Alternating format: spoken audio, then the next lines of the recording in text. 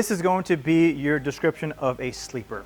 14 Q50 sedan with the 3.7 VHR motor in it, and it's boosted. Only way you can tell is if you look inside the front grille, you see the massive intercooler. So let's talk about what went into this build for Jonthan and his 2014 Infiniti Q50 with the 3.7 VHR motor. So Jonthan was looking for boost, and so there was a couple different options. This is an all-wheel drive system, so we do not offer an all-wheel drive turbo kit. The next option for Jonthan was to go with the supercharger setup. He wanted a very linear power band on this setup, and so that was going to be the best option for him at this time. The nice thing about this is the power band is going to be linear.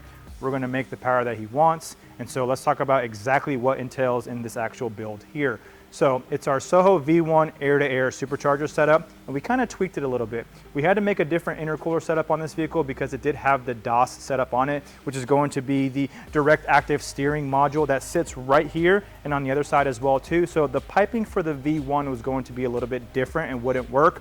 So with our in-house fabrication team, we were able to develop a kit that was going to work with his DOS system, still retaining the spot where it needed to be at.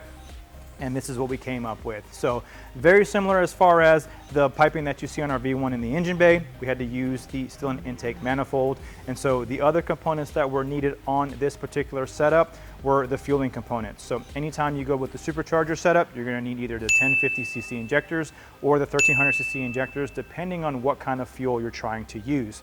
Now with Jonthan wanting to do a flex fuel setup on this vehicle, we went with the 1300cc injectors and the 525 Hellcat pump. Now, one thing with the sedans that you don't have an option of doing with the 370Zs is you cannot do a twin pump in the sedans, just because the gas tank is a little bit different. So to allow us to be able to provide the proper fueling, anytime you go over the E50 or E60 on the supercharger setups, what we've noticed is the actual single pump starts to run out of volume. And so what we incorporated into this vehicle is a thing called a booster pump. Now, what does the booster pump do? Booster pump does exactly what it's named. It increases the voltage going to the fuel pump from the 13 to 14 volts to the 18 volts. You can also do 22 volts. The Mustang guys are very known for doing the 22 volts and increasing the actual output of their fuel pump. We stick with the 18 volts on this setting here to allow us to get the proper fueling whenever we do go with the E85 on these vehicles. So 1300cc injectors, CJM fuel return system, 525, the booster pump. Now we have all the fueling that we need to be able to run big boost and also be able to have the volume for E85 on this vehicle here. So the other modification that he did prior to coming here is he did the VR transmission upgrade, which is the transmission that comes out of the 3.0 twin turbo Q50 and Q60. Now that transmission is known to handle power, so guys that are wanting to make more than the 4 to 450 foot-pounds of torque on their setups, that is the setup you want to go with, just because it is a stronger transmission. It comes from the factory, and it's a very straightforward swap in regards to that.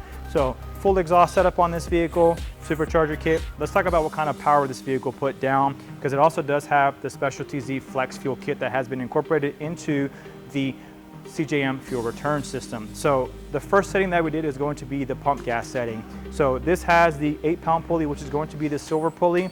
It's got the turbo guard setup on it and full exhaust on this setup here. So with that on pump gas at 13.4 PSI, this vehicle put down 565 and 397 foot-pounds of torque.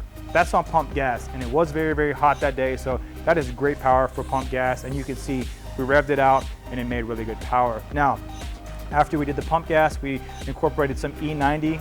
A little bit of the pump fuel was left in the actual tank at that point. We put the E90 in there, got the content up to about E65. And at E65, this vehicle put down 627 wheel horsepower and 435 foot-pounds of torque at 15.2 PSI. Now, this vehicle is all-wheel drive. We do disconnect the module underneath the steering wheel whenever we dyno these things to get them into rear-wheel drive.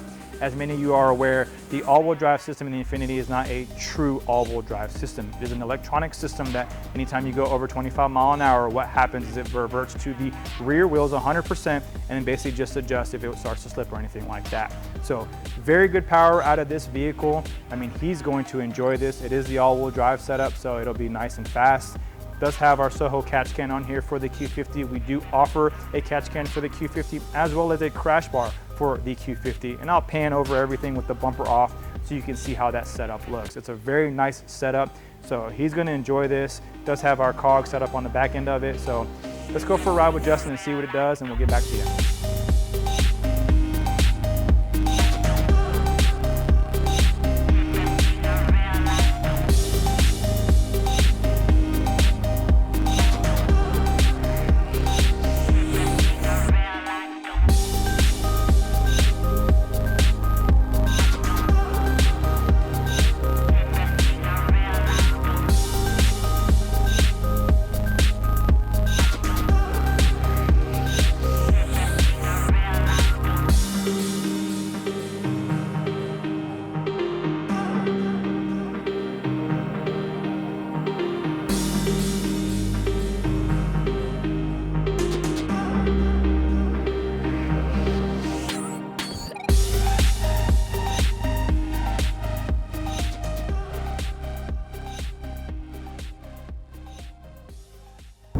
So we are in Jonathan's 14 Q50. You can't tell at all that it's boosted. Very quiet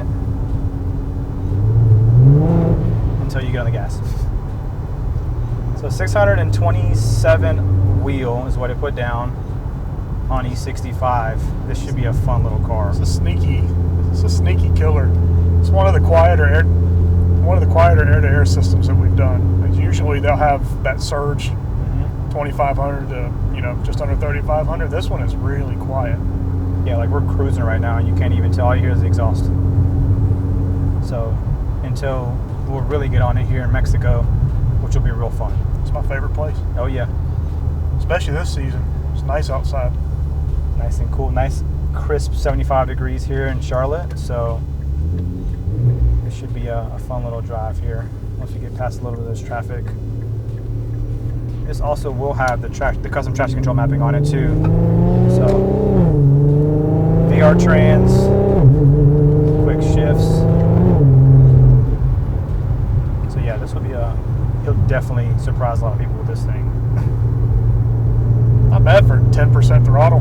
Yeah. We'll get in the cornfields and then we'll give it a rip here. Qs, these are big girls. Oh yeah. They got some weight to them, so put this kind of power in them. And the good thing is, you make this kind of power in a car that's this heavy, they love it. 100%. A lot of traffic today.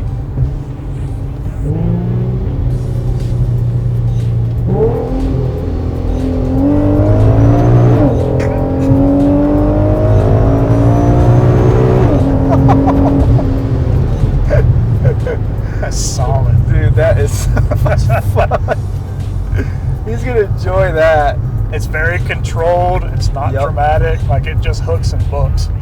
The benefits of the all-wheel drive system and it being a heavy car. Oh yeah, man. This is on stockish tire size too. It is. It's factory wheels and tire size. Yeah. Nothing crazy for tires. It doesn't have anything like super sticky compound or any of that stuff on it. And it hooks and it books, man. Do another one here and see what it does. Beauty of all-wheel drive, you just basically slow down to a stop and take off.